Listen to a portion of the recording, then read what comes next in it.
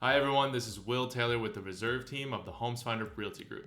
Thank you for tuning in. Please hit like and subscribe below to keep that real estate content coming. Today we're going to discuss 5 things. We're going to discuss a recap of the 2021 market at the start of 2022. We're going to discuss the ways to sell a home, the responsibilities in selling your home, commissions, and last but not least, pricing. All right, let's dive in. In 2021, using data published by the National Association of Realtors, NAR, monthly home sales are up throughout the year and continue to trend up. Annual home sales are higher in 2021 than in any other year going all the way back to 2006. Inflation continued to rise throughout the year as well. In addition, according to Realtor.com, active listings have declined 26.8% over the last year. Inventory of unsold homes has declined by 16.1%, and the typical home spent less days on the market in 2021 than in 2019. So what does this all mean? The national market is considered to be a seller's market. Home inventory remains low, meaning there are not enough homes to keep up with demand. This causes resale homes, the homes that are already built, to inflate in price as new homes are being built. Since there are not a lot of choices, homes are selling a lot quicker and often with multiple offers. This creates a competitive market for buyers, which in turn gives sellers more power in the sale, hence a seller's market. Now, let's talk the ways that you can sell your home. There are actually a handful of options, but for the purposes of this video, we're going to discuss 2. Listing with a real estate agent or doing a for sale by owner, also known as a FSBO. According to NAR in 2021, 90% of sellers used a full service real estate agent and 7% of the sellers sold the home themselves. The process with listing with an agent or doing a for sale by owner is virtually the same. However, the responsibilities do differ. In both instances, the following needs to be done. You need to take pictures, complete disclosures, advertise, negotiate terms and repairs, sign contracts, coordinate inspections, schedule appraisals, and close. Sometimes there are some other things that come up too. Now, this is the bare minimum and assumes that everything goes according to plan.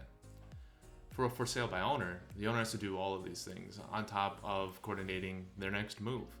When you sign with a listing agent, it becomes their job. You can see the listing agent as a project coordinator for your listing. They make sure everything is completed on time and as smooth as possible, and that's why they charge a commission. Now, let's move on to commissions. All the commission rates are from redfin.com. It's against Sherman antitrust laws to fix prices, and this is not a discussion on what commissions should be. There are many different types of commissions in real estate. I'm going to discuss probably the most common for this video. All commissions come out of the sale price of the home, meaning the seller's cut. This includes both the buyer's and the seller's real estate agent. All of that commission is paid to the listing agent's broker, split and then paid to the buyer's broker.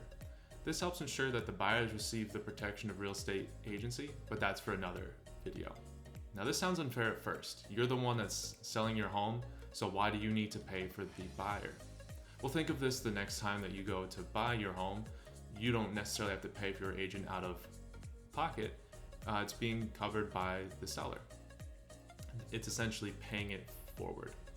So let's use some numbers in an example.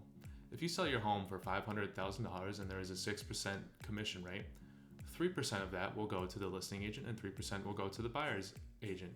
In total, that's $30,000 to both agents, $15,000 a piece. Now, Will, $15,000 for an agent, that seems really high. Well, remember, these agents are taking care of the entire process for you, from listing your home to coordinating all the activities through the escrow or under contract period. I'll go into this more in a bit, but this is where the real value of having an agent on your side is. Additionally, most buyers, 87% according to NAR, used an agent in 2021, and you'll likely have to pay 3% for them anyway. Well, this still doesn't seem reasonable. How much time does the agent actually spend on getting my home under contract? Well, this is a fair question. Some homes, especially in a seller's market, will be on the market for just a few days or maybe even just an hour. Some homes even sell before they go to market. The offer could be cash, as is, no inspection, and close in 30 days. But that's not all transactions, and there's no guarantee that you'll get that dream offer. A lot can go wrong during the escrow period, and this is where the knowledge of an agent comes into play.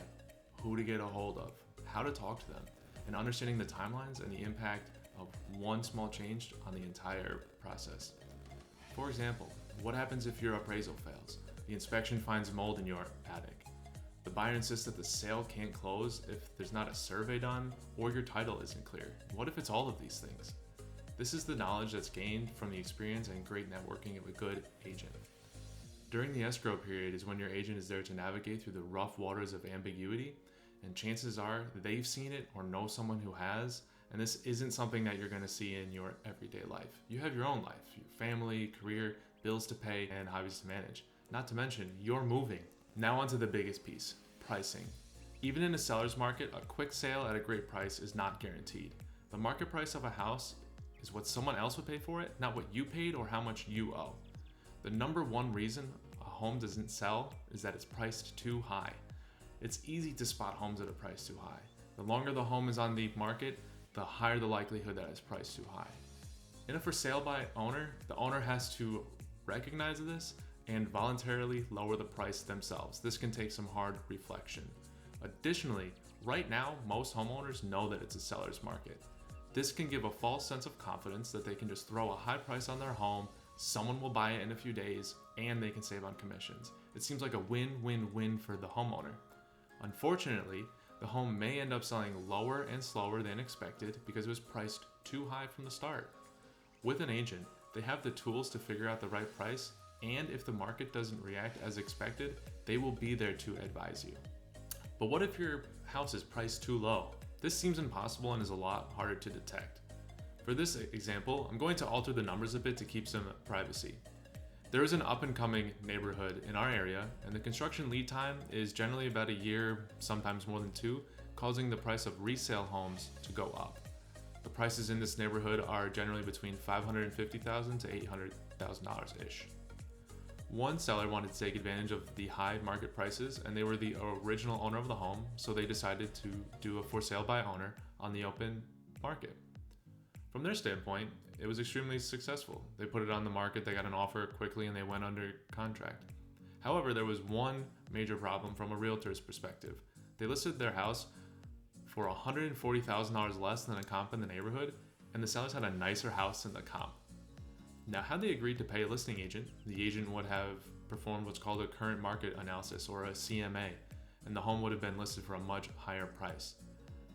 This tool looks at available, pending, and sold properties and assigns a value to each piece of the home, so you can determine what's the value of an extra bathroom or a larger garage. The agent will also know of homes that may be coming to market and what homes are appraising for with mortgage companies. If your agent works mostly in this neighborhood or your neighborhood, this will be second nature to them. Now, we don't know what the agreed upon contract price is, so I'm going to assume that it's list price for this video. It's not common in this neighborhood for things to sell for more than a few percent of the list price, if at all. Using an agent's CMA with expert opinion, the seller could have netted $118,000 on top of what they listed for. And this includes $22,200 in listing agent commissions. Not only did they potentially lose over $100,000 or 20% of potential profits, they will now add a comp to the neighborhood that is low. What this means is that there is a risk to new mortgages and that they won't appraise. This potentially means that neighbors won't get the price for their house that they deserve because one neighbor didn't want to pay commissions. So you can see in this example, not only does the homeowner lose, but the neighborhood loses. Side note, good on the buyer's agent to jump on this home. It's a great example of an agent getting their clients the right home and looking out for them. They clearly knew that it was a great deal and moved really quickly to make this happen. All right, just some final notes about listing with an agent. 3% seems like a lot of money, but agents acquire a lot of expenses and spend a lot of time making sure that your listing goes as smooth as possible. For example, they'll pay for your photographs and advertising, they'll pay their staff if they have it and they have a brokerage split, and there might also be a pre-listing inspection depending on the market. Not to mention there are also fixed costs such as obtaining and keeping a license, being members of local associations in the MLS, and attending required trainings. However, all of this is to better serve you. For example, when marketing your home, agents have access to all of the other agents in the area. Your agent can market directly to a pool of buyers agents who have buyers. This will streamline the process from listing to contract. As a homeowner, Unless you're licensed and join all the right groups, there's no other way to gain this level of access. And that would just make you a real estate agent. With that being said, agents have access to pools of knowledge that isn't found online. It is ever changing and they have to keep up with it. Sometimes the news will be behind, sometimes the banks will be behind on their appraisals, and sometimes what would rhyme with mestimate but starts with a Z, it just isn't the right metric to price your home.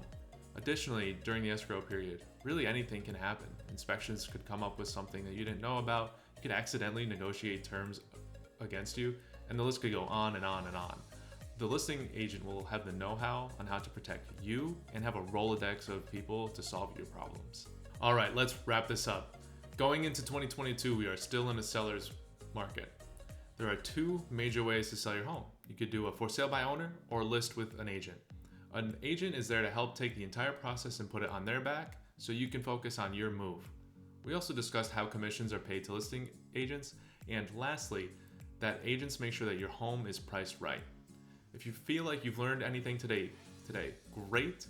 Agents are constantly looking at national trends and keeping their ear to the ground in your local markets to best serve you. We're here to help. If you'd like to learn more about our team, our website is linked below. And please like and subscribe to keep the low country content coming. Thank you again for watching.